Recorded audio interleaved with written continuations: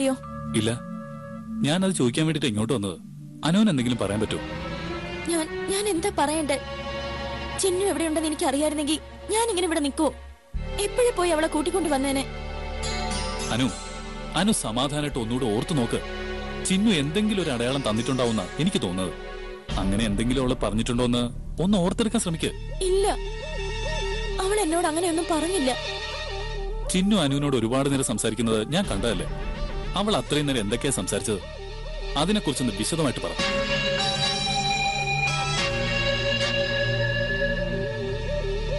എന്താ മോളെ നീ മിണ്ടാതെ നിൽക്കുന്നേ? ചിന്നു പറഞ്ഞത് എന്തൊക്കെയാണെന്ന് പറ.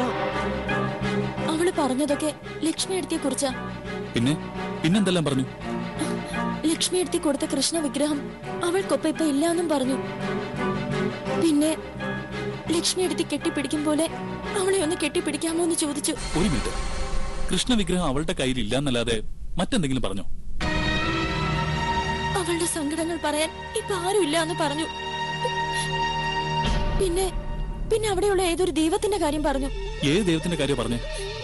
അറിയില്ല, അതൊന്നും എനിക്ക് മനസ്സിലായില്ല. എന്താ ശ്രീറാം, എന്തെങ്കിലും തുമ്പ് കിട്ടിയോ?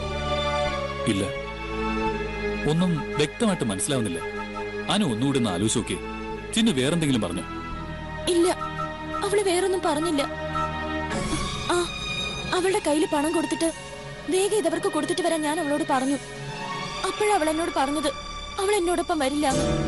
ചിന്നു അങ്ങനെ പറഞ്ഞോ? എന്നിട്ട് ഈ കാര്യം നീ നേരത്തെ പറയാഞ്ഞതെന്താ? പറയാനോ? എന്താ ഇതൊന്നും നേരത്തെ പറയാറുന്നത്? എനിക്കപ്പോ അതൊന്നും ഓർമ്മ വന്നില്ല. അതെ, അതാണ് സംഭവിച്ചത്. അന്ന് ചിന്നു പറഞ്ഞ പല കാര്യങ്ങളും അനു മറന്നുപോയി. അവൾ എവിടെയാ ഉള്ളതെന്ന് അനുവിനോട് പറഞ്ഞിട്ടുണ്ടാവും. അനുവിനത് മനസ്സിലാവാതെ പോയതാ. അനുവിന്റെ ഒപ്പം വരില്ലെന്ന് അവള് പറഞ്ഞില്ലേ? അതിന്റെ അർത്ഥം ഹീര അതിന് അവളെ സമ്മതിക്കുന്നില്ലെന്നാ.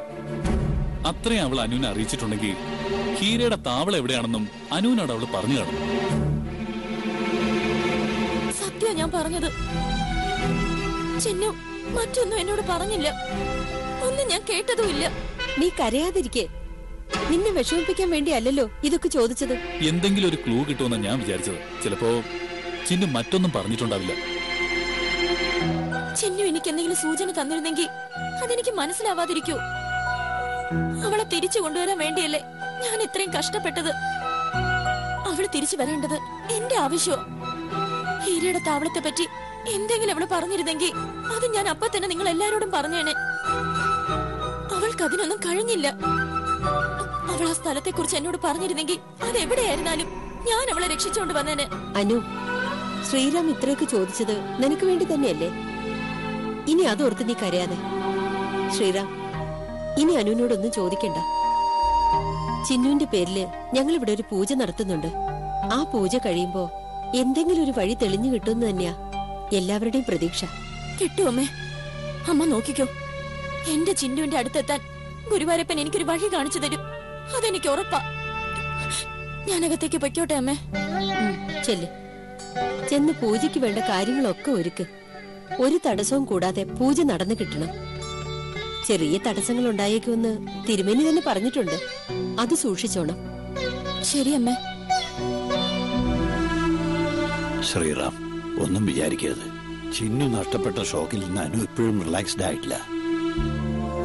ഞാൻ മനഃപൂർവ്വം അനുവിനെ വിഷമിപ്പിക്കാൻ വേണ്ടിയല്ല അങ്ങനെയൊക്കെ ചോദിച്ചത്. ശ്രീറാമിനെ കുറ്റപ്പെടുത്തിയതല്ല.